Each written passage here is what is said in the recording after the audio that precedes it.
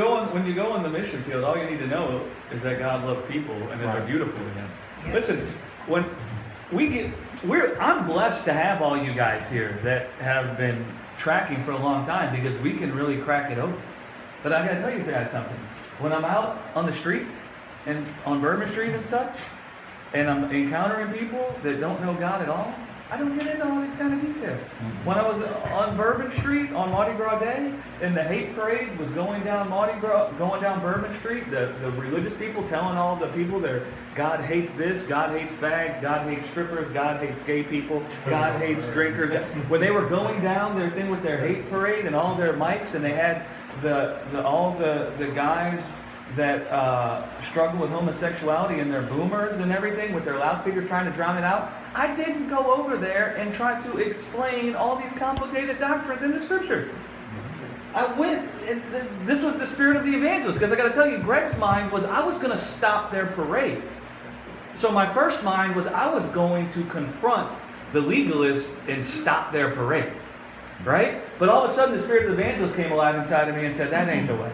And I just went and grabbed the lead guy's arm. And I mean, it's loud. I don't know how many have been on Bourbon Street on Mardi Gras Day, around 5 or 6 o'clock. It's going down, right? It's not quiet. It's going down. This dude's half naked, barefoot, and, fluorescent green weenie bikini. I didn't go and try and tell him, God didn't really send the flood and blah-da-da-da-da.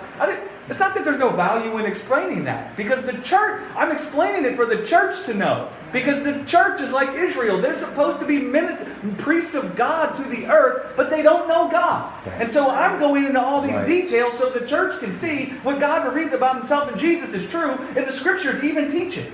But when I went and grabbed that guy, who thought he was unclean and unsaved, I went and grabbed his arm and said, Jesus would be hanging out with you. That was it. That's all I said. That's all I needed to say. That guy had a moment with God. And that stopped the parade because they had 8 loudspeakers and the religious guys only had 2. And so they all started chanting, Jesus would be hanging out with us. And so all down Bourbon Street, that's all you heard, is that Jesus would be hanging out with us. And so evangelism is much more simple than, and when I say simple, I don't mean lacking power or profoundness. Right. I mean, what is the word that is needed to confront the darkness in somebody's heart doesn't require a bunch of, exegesis, right? It doesn't require all that. Now, I find the guy... It's not book knowledge, it's person knowledge. Right. That's what's required for evangelism, right? For a person to encounter the love of God.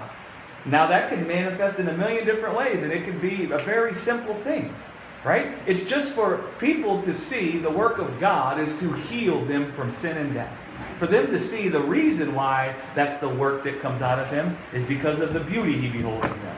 And so evangelism, like to Thomas's point, you should never listen to me and think, if I can't say it like that, I don't have anything to say. If I can't say it like that, there's no power in what I say. You should never think that. You should never look at something somebody else can do and interpret it in a way that makes you feel slight or lacking in their presence or in any area, because that just isn't true, right? The power of God comes out of people in many different ways, and it's not less than. Different does not equal less than. Right? So if it comes out of you different, or sounding different, or manifesting different, that doesn't mean less than. Right? That doesn't mean inadequate or not up to par. Right? That's not what it means. That's what the serpent would want us to think. It would want us to look at the gift in somebody else and think if our gift doesn't look just like that or manifest just like that, we're coming behind. We can't minister because, after all, we can't do that. Right. It's a performance mentality. Yeah. You know, one